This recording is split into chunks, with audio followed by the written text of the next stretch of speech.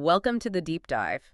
So you sent over a stack of just incredible sources, and they detail a technological frontier that, it feels ripped straight from science fiction. It really does. This deep dive is all about the convergence of two just massive forces: the exponential, staggering growth of AI and, well, the final physical frontier space. And it might sound like hyperbole, but our mission today is really to show you why it isn't. Hmm. We're going to unpack the details of Google's very ambitious Project Suncatcher. Right. We'll also analyze the immediate and, frankly, intense competition it's triggered. Our sources are calling it the Space Data Center Wars. Which is a heck of a title. It is.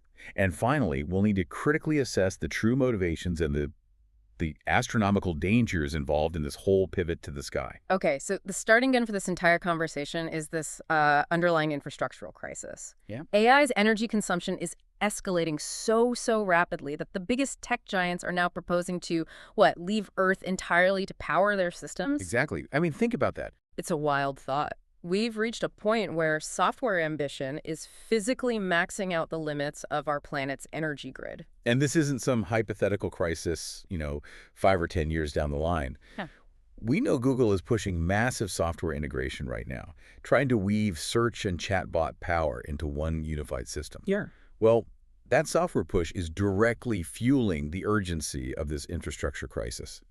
It's making a dramatic plan like Project Suncatcher seem, to them at least, necessary just to keep the lights on for their AI models. Okay, so let's unpack that. Why are terrestrial power sources suddenly not enough? We have solar farms, we have nuclear plants, massive infrastructure. Yeah. Why do data centers suddenly need to move off-world? Well, it's the demand. The sheer demand is terrifyingly exponential. It's far outpacing our current clean energy generation. Uh-huh. You take a standard, massive AI model.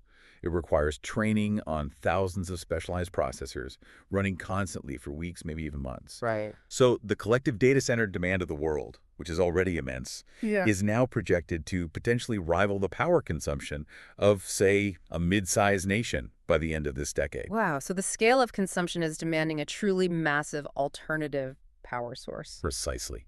And if you're a tech giant looking for the biggest, most consistent energy source available, one that isn't encumbered by weather or the atmosphere or, night. You look up. You look outside the atmosphere, you look at the sun 24/7.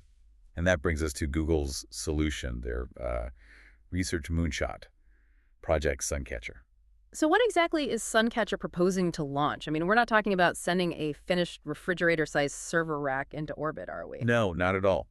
The architecture is totally decentralized. The plan is to launch these fleets of satellites that are specifically designed to harvest solar energy. Okay. But the critical part is, these satellites are not just transmitting power back to Earth.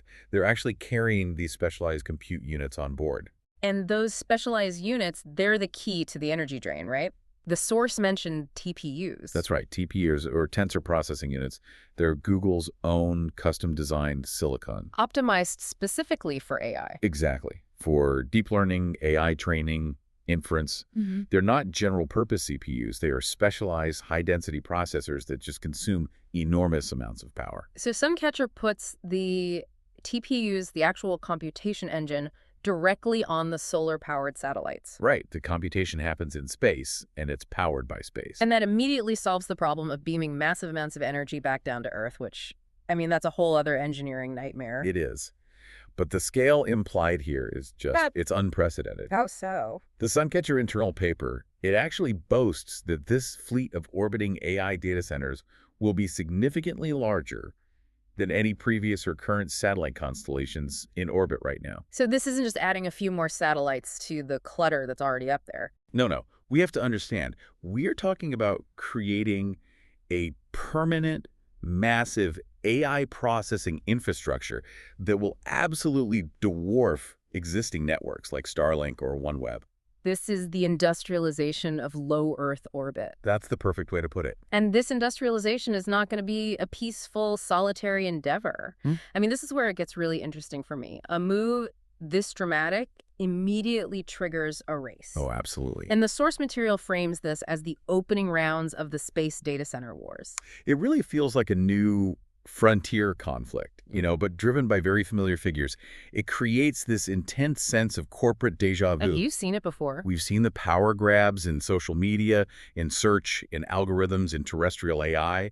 Now the competitive battlefield is literally just shifting upward. So who is Google squaring off against in this orbital arms race? Is it just the usual suspects? It is, largely, but with some pretty striking twists. Google faces stiff competition from major figures like, Jeff Bezos through his various ventures, and Elon Musk, who, let's be honest, already has a dominant position in low Earth orbit. Right, with Starlink. But maybe the most surprising challenger is Google's own former CEO, Eric Schmidt. Oh, wow. Yeah, he's deeply involved in space ventures, particularly through relativity space, and he's also planning to launch space data centers. That sounds like some kind of hostile family struggle playing out on an astronomical scale. It really does. And it's not just billionaires. We also have significant state-backed or corporate players. Red Hat, which is owned by IBM, Okay. the national ambitions of China, and then a whole host of startups like StarCloud. They're all competing for the same orbital territory. It's an immediate, crowded field where the stakes are, well, existential for their future AI dominance. So if this is truly a space data center war, we need to understand the strategy. I mean, in terrestrial wars, you fight over land or oil.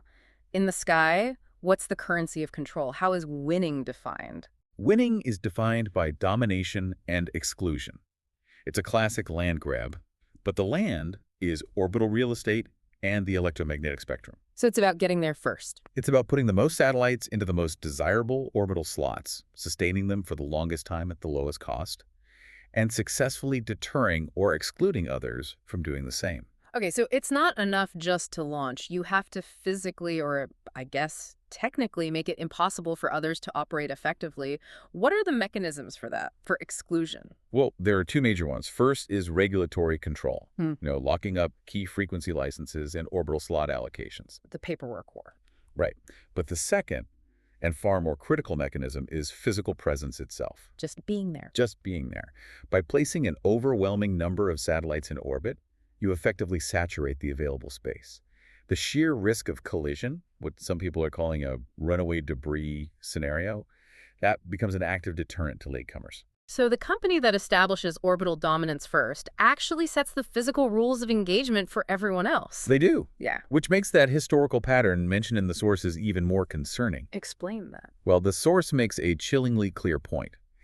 These cycles of intense, unregulated competition among oligarchs and corporations, whether it was the railroad barons or the social media giants, Yeah. it says it almost always leaves us, the people, the users, the citizens, worse off. Power consolidates. And this time, the consolidation is happening in the atmosphere right above our heads with truly global consequences. The moment we start talking about deterring competitors using the risk of collision, I mean, that's where the high-tech excitement just stops for me and the really terrifying implications begin. Yeah. What happens when this scale of competition is unleashed without any effective international regulation? Well, the environmental and the astronomical fallout is profound. The immediate danger is physical, Mm-hmm. just layering our atmosphere and our solar system with satellite debris. And unlike a failure on Earth. Exactly. A failed dead satellite in low Earth orbit remains a high-velocity threat for decades, maybe centuries. And beyond the direct hazard of debris, there are consequences for, like, fundamental scientific discovery, right? Absolutely. This massive expansion of metallic, solar-reflecting objects contributes significantly to light pollution. For astronomers, for astrophysicists, their ability to conduct deep field research becomes progressively handicapped. The quest for AI supremacy literally blinds us to the cosmos we're trying to understand. Well said. And the fundamental logistical problem of space travel just compounds this. You can't just send a junior technician up there to fix a busted data center. No service calls in space. Right. So since these data centers can't be serviced by hand, the official solution proposed by the Suncatcher team to ensure uptime and reliability is redundancy. Oh, of course. Their plan isn't repair, it's replacement. They plan to put more and extra processors and satellites into orbit, specifically to compensate for the inevitable breakdowns. So the number of functioning satellites we need to worry about, it's only half the equation. That's it. The other half is all of the dead, redundant hardware that's just waiting to fail or collide with something. Precisely. If Google needs millions of TPUs in its data centers on Earth right now, The logic follows that to win the space wars, they're going to need millions of them in the sky, too, Plus the redundancy layers. with significant built-in redundancy. So you multiply that requirement by all the competitors, Bezos, Musk, China, and what you get is predicted to be a nightmarish swarm of metal debris. And that's where the high-tech prediction draws that direct, grim comparison to the cluttered satellite graveyards surrounding Earth in the movie Wall-E. Yeah, It just shifts from competitive strategy to, like, a planetary risk. it does. But what's the cost-benefit analysis here? I mean, is this truly justified by the underlying technology?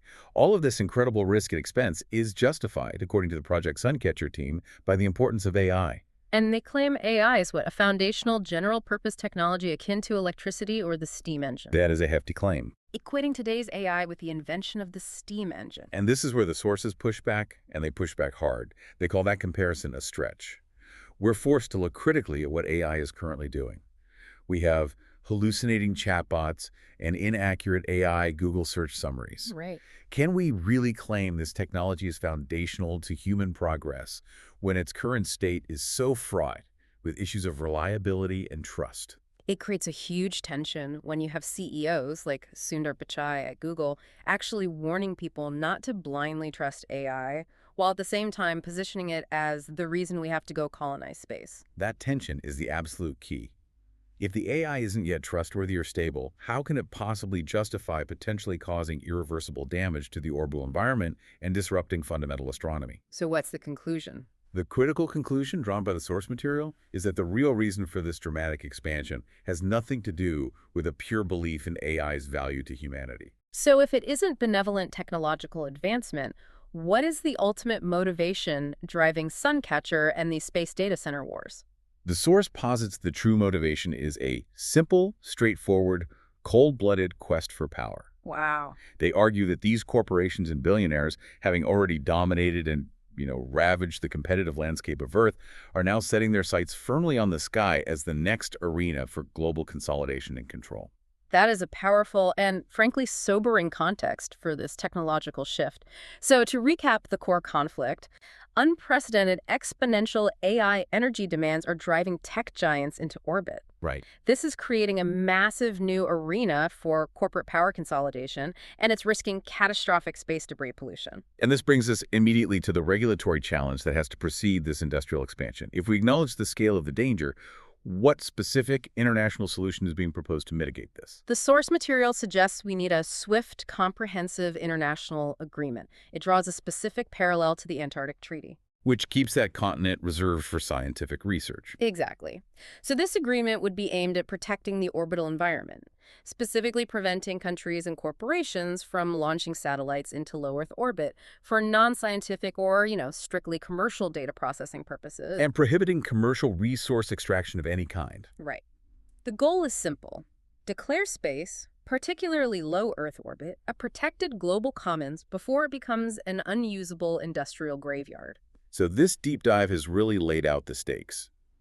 A high-speed technological crisis colliding with a predictable historical pattern of corporate competition. Resulting in existential risk in a whole new dimension. Which leaves us with this final provocative thought for you to consider.